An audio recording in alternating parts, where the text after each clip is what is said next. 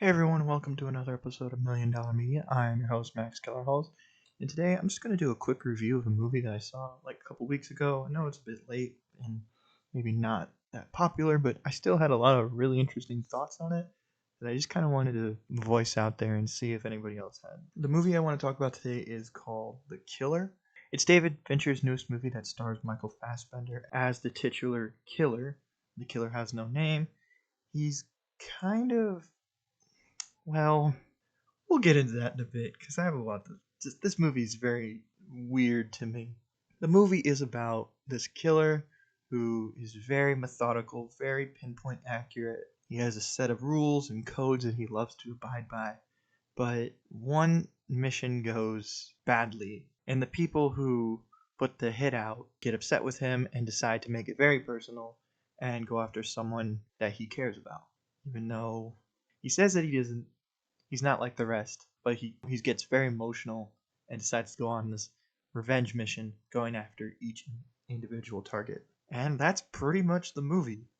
It's just him going from person to person, victim to victim, killing them in very methodical, very well planned out ways. And it's what do I think about this movie? It's like precise surgical film, and that every shot, every cut, every little detail technically about this film is so well done.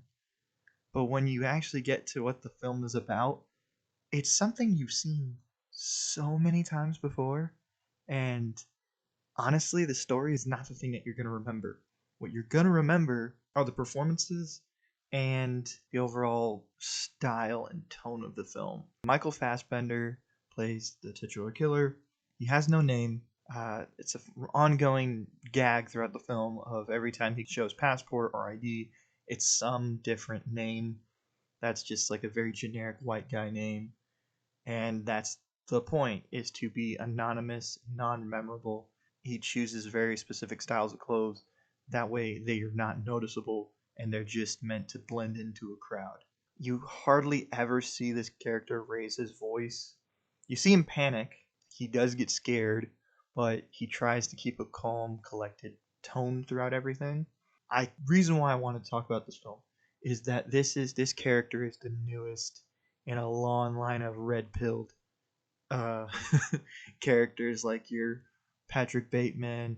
Uh, Speaking of David Fincher, Tyler Durden, your fucking God, who else? Soldier Boy, Homelander. Just those kind of characters who are these white guys who think they're better than everybody else, and they have these really just put themselves in this position above everybody else, and it's so.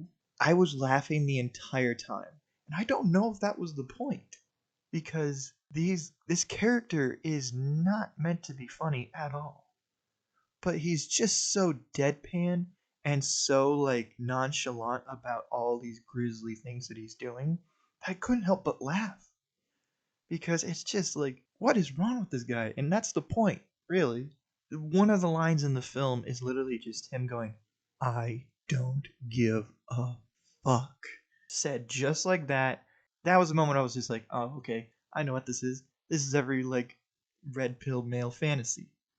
And that made me kind of enjoy the film on a weird level where I was just like, it's fun to just see fleshed out characters that are put in just really mundane things. The movie the character is in is not very interesting, but you can tell that the director and the actor really put a lot into just what this guy is about and how he goes about things, why he does certain things, who he likes, who he hates. It felt like a masterclass in acting, and honestly, that's all because of Michael Fassbender. He's in every single scene in this film. There's no cutaway to like just to check up on the life of another character. You follow him throughout the entire film. If this performance lacked in any way, the whole film is ruined. And Michael Fassbender just brings it, and that you can really just see like this is something that he loves to do, or at least this is a kind of character he really likes to play. And I feel like it's an actor's like wet dream to get a character like this. Yeah, that's just what made this film, for the most part, very enjoyable to watch. I'm not saying it's a fun film. The film is intentionally very mean, and kind of one of my big negatives is just like I'm not a big fan of fridging, because yeah, the person they go after that's close to him is his girlfriend, I want to say, because they don't say that he's married.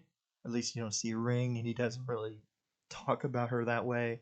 Actually, very rarely talks about her at all. Once he gets on this revenge mission, she kind of only gets mentioned by other characters. And yeah, she pretty much gets fridged because she's just as used as a plot point to motivate the main male character to go out on this mission.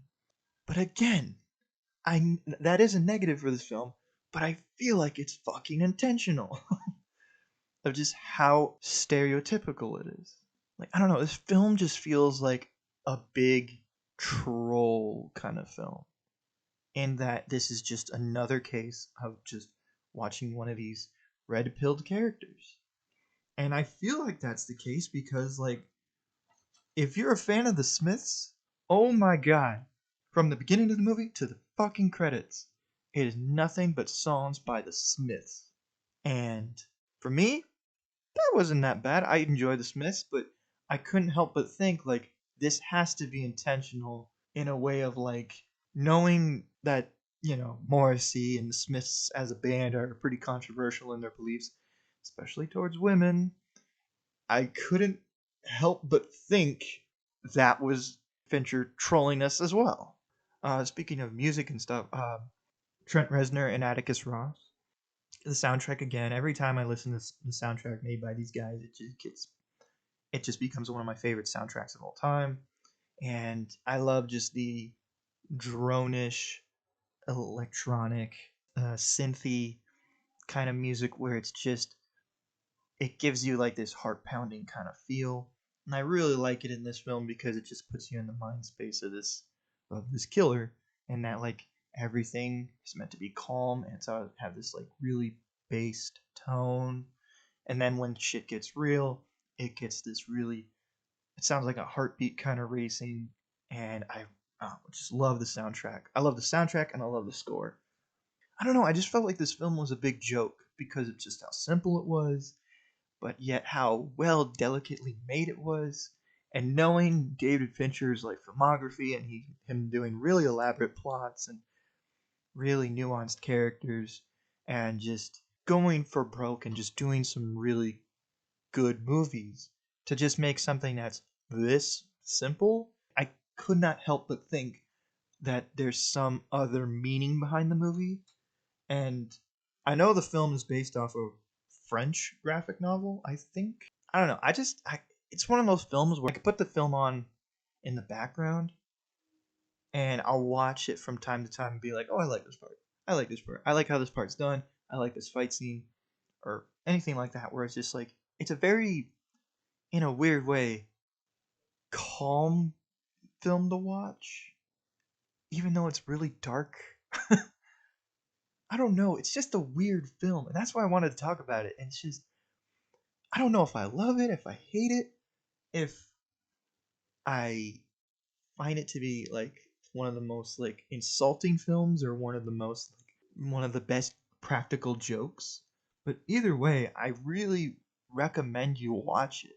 One way I would sell this film to people is if you're a fan of like the Hitman games, and I'm talking purely about the Hitman video games, not the movies, but this feels like what the Hitman movie should have been, in that each part of this movie is a different location, aka a different level, involving a very overly complicated way to go about killing someone. And sometimes it's just as easy as just, well, the mission fucked up, bam, done. Yeah, so just if you're a video game fan, I would kind of as this movie as that. And yeah, overall, I recommend this movie purely on the chance of like I would just love to get into debates and arguments about this film just to see what people think about it and to see like to say like I like this film better than some. I totally understand if you don't like this film, but I don't know. I highly recommend it. It's on Netflix. It's a bit long, and you might get bored, but I say give it a shot. No pun intended. And see what you think for yourself. Yeah, that's pretty much my review of this movie. Quick, simple, and that's kind of the point of the film. Please like, subscribe, and share. Follow us on Patreon. We're trying to get more and more people to sign up so that we can do more and more really cool stuff on the channel. And yeah, bye.